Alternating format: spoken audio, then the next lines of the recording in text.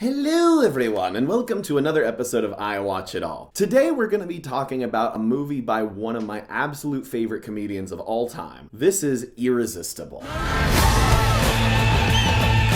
Now, for those who haven't heard about Irresistible, it is a movie directed and written by Jon Stewart, starring Steve Carell, that's mostly about political campaign organizers and how America builds campaigns for different political parties and raises money and so forth and so on. And before we get into talking about this movie, I should talk about the length of it. It's pretty short. It's only about an hour and a half, so you could get through it pretty quick. Now, before I watched this, I looked up the ratings on Rotten Tomatoes and Amazon and Metacritic and stuff like that, and honestly, they were not the best. It's like a 40% or something like that, and it's just not doing super well for some reason. So I was wondering why that was, and I watched the movie, and honestly, I'm still trying to figure out what that was because I thought this movie was great. The script is genius. It does not go in the direction that I thought it was going to go in, and I thought that was phenomenal. The cast is amazing. I'm not just talking about Steve Carell as the lead here, though he is wonderful. And Steve Carell really should be used in more dramatic roles and comedic roles because he's kind of good at everything. But I'm also talking about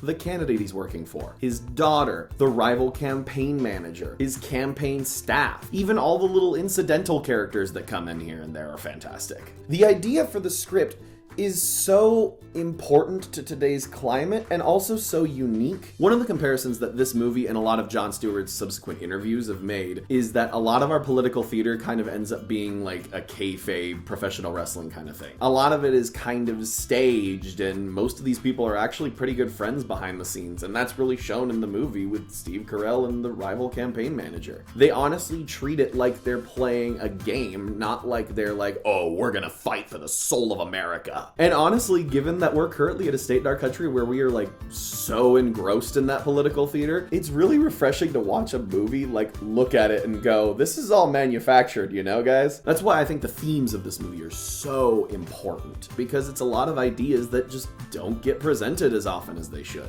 Now, the negatives are, at times, the world and the pre-life of these characters and what they lived through beforehand is kind of hard to keep track of at times. And for a lot of the movie, it does kind of feel like your traditional political satire movie. You could kind of see this as 2020's version of Black Sheep with Chris Farley, though it's a lot better. But in the end, I think a lot of those typical ideas for plot and story and stuff like that are mostly used to subvert your expectations rather than placate to them. I will also say, as one last thing, you need to watch through all of the credits. There's 5 or 6 credits scenes that are just all fantastic. Honestly, maybe this is because I'm such a huge fan of Jon Stewart. I think he's one of the most inspirational comedians in my life. And I also think that he might be one of the most important people on how we discuss politics today. But I really loved this movie. And again, that might be biased, but I don't think it is. I think this movie's just great. And I don't understand why people have a problem with it. Well, that's it for our show today. And I'm going to leave you with our moment of Zen.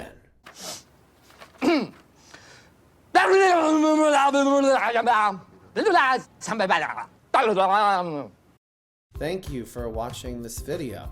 Please be sure to like, comment, subscribe, and ring the bell.